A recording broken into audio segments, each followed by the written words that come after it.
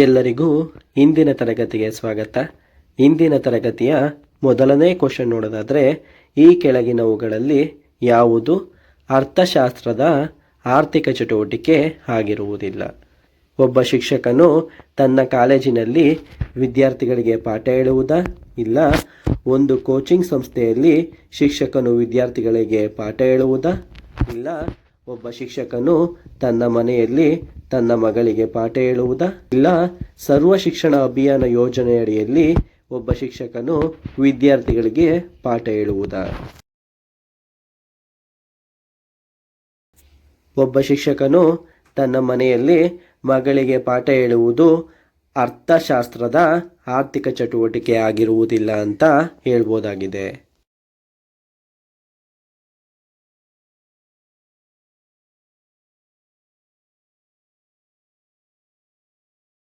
ಮುಂದಿನ ಕ್ವಶನ್ ನೋಡೋದಾದರೆ, ನಾಣ್ಯ ಪದ್ಧತಿಯ ಅಪಮೌಲ್ಯೀಕರಣ ಎಂದರೆ ಅಂತ ಕೊಟ್ಟಿದ್ದಾರೆ.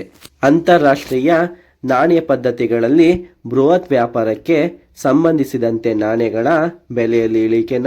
ಇಲ್ಲ. ಅಂತಾರಾಷ್ಟ್ರೀಯ ಮಾರುಕಟ್ಟೆಯಲ್ಲಿ ನಾಣ್ಯಕ್ಕೆ ತನ್ನ ಮೌಲ್ಯವನ್ನು ಪಡೆದುಕೊಳ್ಳುವ ಅನುಮತಿ ನೀಡುವುದಾ? ಇಲ್ಲ.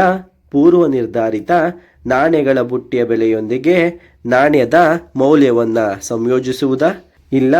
IMF, ವರ್ಲ್ಡ್ ಬ್ಯಾಂಕ್ ಮತ್ತು ವ್ಯಾಪಾರದ ಬೃಹತ್ ಪಾಲುದಾರರೊಂದಿಗೆ ಹಲವು ದಿಕ್ಕಿನಲ್ಲಿ ಸಮಾಲೋಚನೆಯಿಂದ ನಾಣ್ಯದ ಮೌಲ್ಯವನ್ನು ನಿಗದಿಸುವುದಾ? ಯಾವುದಿಲ್ಲಿ ಸರಿಯಾದ ಆನ್ಸರ್ ಆಗುತ್ತೆ? ನಾಣ್ಯ ಪದ್ಧತಿಯ ಅಪಮೌಲ್ಯೀಕರಣ ಅಂದರೆ ಅಂತಾರಾಷ್ಟ್ರೀಯ ನಾಣ್ಯ ಪದ್ಧತಿಗಳಲ್ಲಿ ಬೃಹತ್ ವ್ಯಾಪಾರಕ್ಕೆ ಸಂಬಂಧಿಸಿದಂತೆ ನಾಣ್ಯದ ಬೆಲೆಯ ಇಳಿಕೆಯಾಗಿದೆ ಅಂತ ಹೇಳ್ಬೋದಾಗಿದೆ.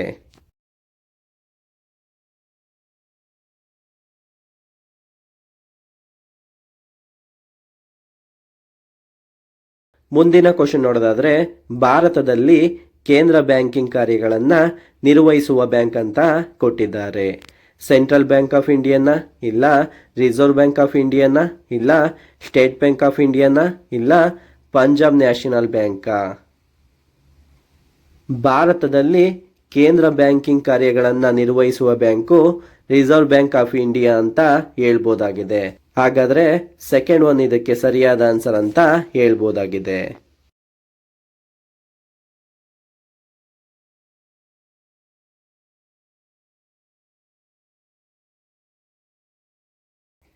Reserve bank of India April 1, 1935ರಂದು ರಿಸರ್ವ್ ಬ್ಯಾಂಕ್ ಆಫ್ ಇಂಡಿಯಾ ಕಾಯ್ದೆಯ ಪ್ರಕಾರ 1934ರ ಅಡಿಯಲ್ಲಿ ಸ್ಥಾಪಿಸಲಾಯಿತು ಅಂತ ಹೇಳ್ಬೋದಾಗಿದೆ. ರಿಸರ್ವ್ ಬ್ಯಾಂಕ್ ಆಫ್ ಇಂಡಿಯಾದ ರಾಷ್ಟ್ರೀಕರಣ ಜನವರಿ 1, 1949ರಂದು ರಾಷ್ಟ್ರೀಕರಣಗೊಂಡಿತು ಅಂತ ಹೇಳ್ಬೋದಾಗಿದೆ. RBIನ ಕೇಂದ್ರ ಕಚೇರಿ ಮುಂಬೈನಲ್ಲಿದೆ. ಇದು ಆರಂಭದಲ್ಲಿ ಕೋಲ್ಕತ್ತಾದಲ್ಲಿತ್ತು ಅಂತ ಹೇಳ್ಬೋದಾಗಿದೆ.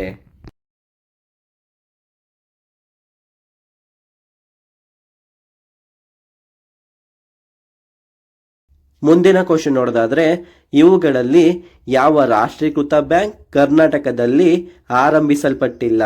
ಸಿಂಡಿಕೇಟ್ ಬ್ಯಾಂಕಾ? ಇಲ್ಲ. ಇಂಡಿಯನ್ ಬ್ಯಾಂಕಾ? ಇಲ್ಲ. ವಿಜಯ ಬ್ಯಾಂಕಾ? ಇಲ್ಲ. ಕಾರ್ಪೊರೇಷನ್ ಬ್ಯಾಂಕಾ? ಇಂಡಿಯನ್ ಬ್ಯಾಂಕಾದ ರಾಷ್ಟ್ರೀಕೃತ ಬ್ಯಾಂಕ್ ಕರ್ನಾಟಕದಲ್ಲಿ ಆರಂಭಿಸಲ್ಪಟ್ಟಿಲ್ಲ ಅಂತ ಹೇಳ್ಬೋದಾಗಿದೆ. ಇಂಡಿಯನ್ ಬ್ಯಾಂಕ್ ಕರ್ನಾಟಕದಲ್ಲಿ ಆರಂಭವಾಗಿಲ್ಲ. ಇದು ತಮಿಳುನಾಡಿನ ಚೆನ್ನೈನಲ್ಲಿ 1907ರಲ್ಲಿ ಸ್ಥಾಪನೆ ಆಯಿತು ಅಂತ ಹೇಳ್ಬೋದಾಗಿದೆ. ಸಿಂಡಿಕೇಟ್ ಬ್ಯಾಂಕ್ 1925ರಲ್ಲಿ ಉಡುಪಿಯಲ್ಲಿ ಸ್ಥಾಪನೆಯಾಯಿತು. ಇದರ ಸ್ಥಾಪಕರು TMA ಪೈ ಮತ್ತು ಇತರರು ಅಂತ ಹೇಳ್ಬೋದಾಗಿದೆ. ವಿಜಯ ಬ್ಯಾಂಕ್ 1931ರಲ್ಲಿ ಮಂಗಳೂರಿನಲ್ಲಿ ಸ್ಥಾಪನೆಯಾಯಿತು. ಇದರ ಸ್ಥಾಪಕರು AB ಶೆಟ್ಟಿರವರು. ಕಾರ್ಪೊರೇಷನ್ ಬ್ಯಾಂಕ್ 1906ರಲ್ಲಿ ಉಡುಪಿಯಲ್ಲಿ ಕೆನರಾ ಬ್ಯಾಂಕಿಂಗ್ ಕಾರ್ಪೊರೇಷನ್ ಎಂಬ ಹೆಸರಿನಲ್ಲಿ ಸ್ಥಾಪನೆಯಾಯಿತು. ಇದರ ಸ್ಥಾಪಕರು ಹಾಜಿ ಅಬ್ದುಲ್ಲಾ, ಹಾಜಿ ಕಾಸಿಂ, ಸಾಹೇಬ್ ಬಹದ್ದೂರ್ ಅಂತ ಹೇಳ್ಬೋದಾಗಿದೆ. ಕೆನರಾ ಬ್ಯಾಂಕ್ 1906ರಲ್ಲಿ ಮಂಗಳೂರಿನಲ್ಲಿ ಸ್ಥಾಪನೆಯಾಯಿತು. ಇದರ ಸ್ಥಾಪಕರು ಅಮ್ಮೆಂಬಾಳ್ ಸುಬ್ಬರಾವ್ ಪೈ ಅಂತ ಹೇಳ್ಬೋದಾಗಿದೆ.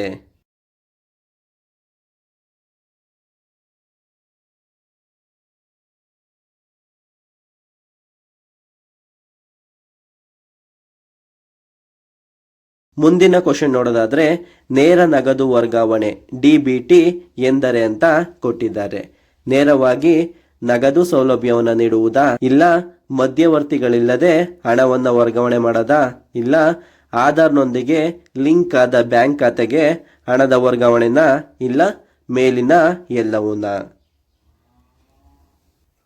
ನೇರ ನಗದು ವರ್ಗಾವಣೆ ಅಂದರೆ ನೇರವಾಗಿ ನಗದು ಸೌಲಭ್ಯವನ್ನು ಒದಗಿಸುವುದು, ಮಧ್ಯವರ್ತಿಗಳಿಲ್ಲದೆ ಹಣವನ್ನು ವರ್ಗಾವಣೆ ಮಾಡುವುದು, ಆಧಾರ್ನೊಂದಿಗೆ ಲಿಂಕ್ ಆದ ಬ್ಯಾಂಕ್ ಖಾತೆಗೆ ಹಣದ ವರ್ಗಾವಣೆಯಾಗಿದೆ ಅಂತ ಹೇಳ್ಬೋದಾಗಿದೆ. ಹಾಗಾದರೆ ಇದಕ್ಕೆ ಸರಿಯಾದ ಆನ್ಸರ್ ಮೇಲಿನ ಎಲ್ಲವೂ ಆಗಿದೆ ಅಂತ ಹೇಳ್ಬೋದಾಗಿದೆ.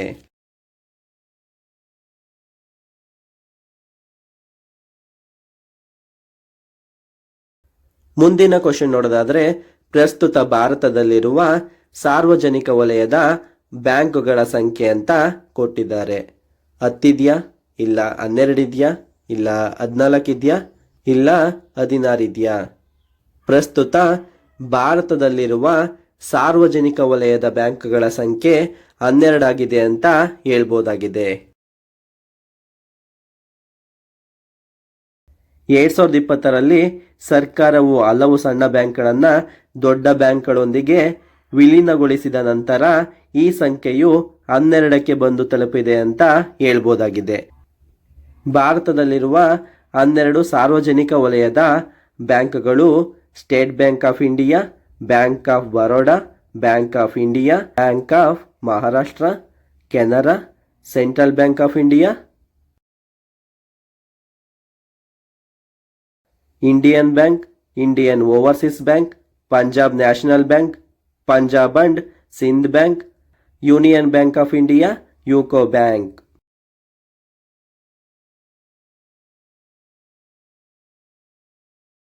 ಮುಂದಿನ ಕ್ವಶನ್ ನೋಡೋದಾದ್ರೆ ಭಾರತದಲ್ಲಿ ಕೃಷಿ ಪಂಪ್ಸೆಟ್ಗಳಿಗೆ ಸೌರ ವಿದ್ಯುತ್ ಸೌಲಭ್ಯ ಒದಗಿಸಲು ರೂಪಿಸಲಾಗಿರುವ ಭಾರತ ಸರ್ಕಾರದ ಯೋಜನೆ ಎಂದರೆ ಅಂತ ಕೊಟ್ಟಿದ್ದಾರೆ.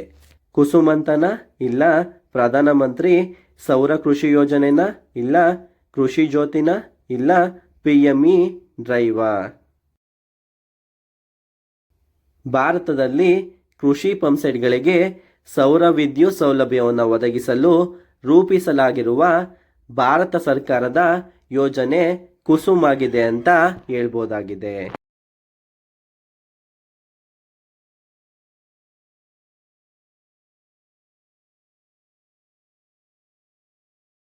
PM ಕುಸುಮ್ ಯೋಜನೆಯು ಕೃಷಿ ಪಂಪ್ಗಳ ಸೌರಮಯಗೊಳಿಸುವಿಕೆಯಾಗಿದೆ ಅಂತ ಹೇಳ್ಬೋದಾಗಿದೆ. PM ಕಿಸಾನ್ ಯೋಜನೆಯ ಮುಖ್ಯ ಉದ್ದೇಶ ರೈತರಿಗೆ ವಾರ್ಷಿಕ 6,000 ಆರ್ಥಿಕ ನೆರವನ್ನು ಒದಗಿಸುವುದಾಗಿದೆ. ಫಸಲ್ ಬಿಮಾ ಯೋಜನೆ ಬೆಳೆ ವಿಮೆ ಸೌಲಭ್ಯವಾಗಿದೆ ಅಂತ ಹೇಳ್ಬೋದಾಗಿದೆ.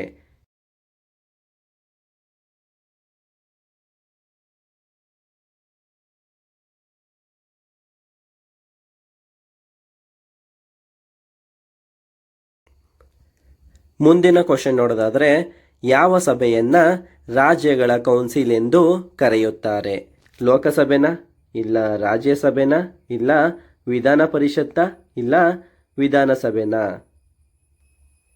ರಾಜ್ಯಸಭೆಯನ್ನ ರಾಜ್ಯಗಳ ಕೌನ್ಸಿಲ್ ಎಂದು ಕರೆಯುತ್ತಾರೆ ಅಂತ ಹೇಳ್ಬೋದಾಗಿದೆ.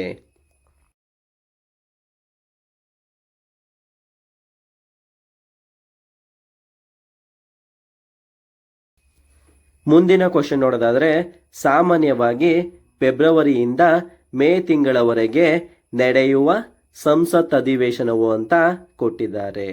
ಮಾನ್ಸೂನ್ ಅಧಿವೇಶನ ಅಂತ ಕರೀತಾರ, ಇಲ್ಲ ಚಳಿಗಾಲದ ಅಧಿವೇಶನ ಅಂತ ಕರೀತಾರ, ಇಲ್ಲ ಮುಂಗಡ ಪತ್ರ ಅಧಿವೇಶನ ಅಂತ ಕರೀತಾರ, ಇಲ್ಲ ಬೇಸಿಗೆಯ ಅಧಿವೇಶನ ಅಂತ ಕರೀತಾರ?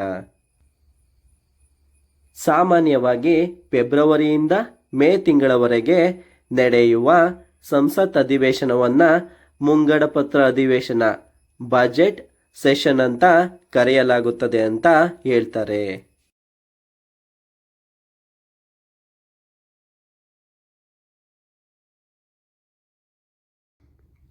ಫೆಬ್ರವರಿಯಿಂದ ಮೇ ತಿಂಗಳವರೆಗೆ ನಡೆಯುವ ಅಧಿವೇಶನವನ್ನು ಬಜೆಟ್ ಅಧಿವೇಶನ ಅಂತ ಕರೆಯಲಾಗುತ್ತದೆ. ಈ ಅಧಿವೇಶನದಲ್ಲಿ ಕೇಂದ್ರ ಬಜೆಟ್ನ ಮಂಡಿಸಲಾಗುತ್ತದೆ ಅಂತ ಹೇಳ್ಬೋದಾಗಿದೆ.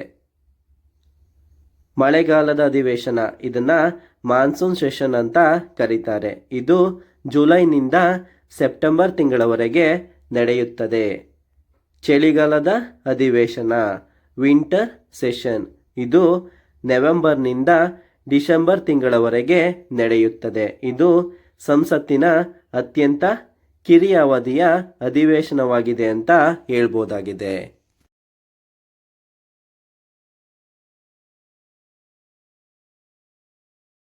ಮುಂದಿನ ಕ್ವಶನ್ ನೋಡೋದಾದ್ರೆ 1976ರ 42ನೇ ತಿದ್ದುಪಡಿಯಲ್ಲಿ ಯಾವ ಪದವನ್ನ ಸೇರಿಸಲಾಗಿದೆ? ಜಾತ್ಯತೀತನ, ಇಲ್ಲ ಸಮಾಜವಾದಿನ, ಇಲ್ಲ ಐಕ್ಯತೆನ, ಇಲ್ಲ ಮೇಲಿನ ಎಲ್ಲವನ್ನ. 1976ರ 42ನೇ ತಿದ್ದುಪಡಿಯಲ್ಲಿ ಜಾತ್ಯತೀತ, ಸಮಾಜವಾದಿ, ಐಕ್ಯ ಪದಗಳನ್ನು ಸೇರಿಸಲಾಗಿದೆ ಅಂತ ಹೇಳ್ಬೋದಾಗಿದೆ. ಹಾಗಾದರೆ ಇದಕ್ಕೆ ಸರಿಯಾದ ಉತ್ತರ ಮೇಲಿನ ಎಲ್ಲವೂ ಆಗುತ್ತೆ.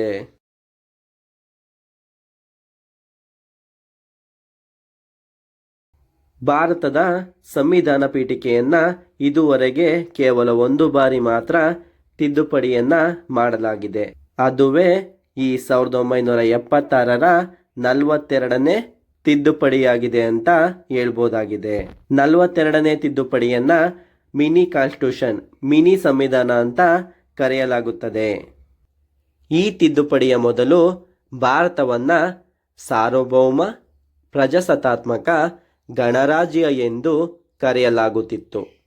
ತಿದ್ದುಪಡಿಯ ನಂತರ ಅದು ಸಾರ್ವಭೌಮ, ಸಮಾಜವಾದಿ, ಜಾತ್ಯತೀತ, ಪ್ರಜಾಸತ್ತಾತ್ಮಕ ಗಣರಾಜ್ಯ ಎಂದು ಬದಲಾಯಿತು.